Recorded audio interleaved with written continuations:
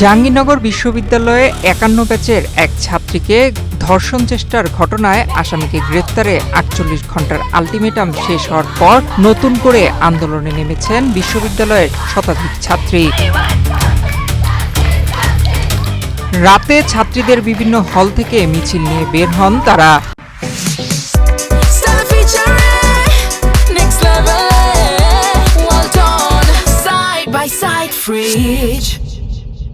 মিছিলটি ছাত্রীদের সবগুলো হল ঘুরে বিশ্ববিদ্যালয়ের উপাচার্যের বাসভবনের সামনে গিয়ে অবস্থান নেয়।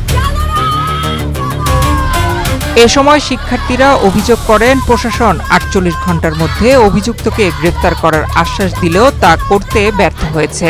এতে ক্যাম্পাসে নিরাপত্তাহীনতা আরও বেড়েছে বলে দাবি তাদের। আন্দোলনকারীরা বলেন ৪৮ ঘণ্টার আলটিমেটাম শেষ হলেও দৃশ্যমান কোনো অগ্রগতি নেয়নি প্রশাসন, তাই তারা আবারও রাজপথে নেমেছেন। শিক্ষার্থীদের নিরাপত্তার দাবিতে ব্যর্থ প্রক্টর এবং প্রক্টোরিয়াল বডির সদস্যদের পদত্যাগ চান। যতক্ষণ না প্রক্টর পদত্যাগ করবে এবং আসামি গ্রেফতার না করা হবে ততক্ষণ পর্যন্ত তারা উপাচার্যের বাসভবনের সামনে অবস্থান করবেন।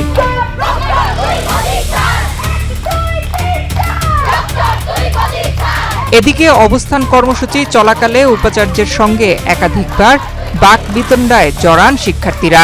তারা উপাচার্যের বাসভবনে দেয়ালে প্রশাসন ব্যর্থ লেখেন।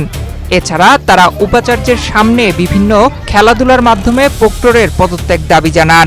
আমি প্রক্রিয়ার বডি যে কাজ করেছে তারপরেই আমি টেক ওভার করেছি, কারণ আমি জানি যে সরকারের উচ্চ পর্যায়ে যোগাযোগ করতে হলে উপাচার্য হিসাবে এটা আমার দায়িত্ব কর্তব্যই নয়। আমি মনে করি এটা পরিবার হিসাবে আমি যেহেতু দেখি, আমি রাত এই যে 2টার সময় আমি কথা বলেছি হচ্ছে পুলিশের খুব ঊর্ধ্বতন কর্তৃপক্ষের সঙ্গে।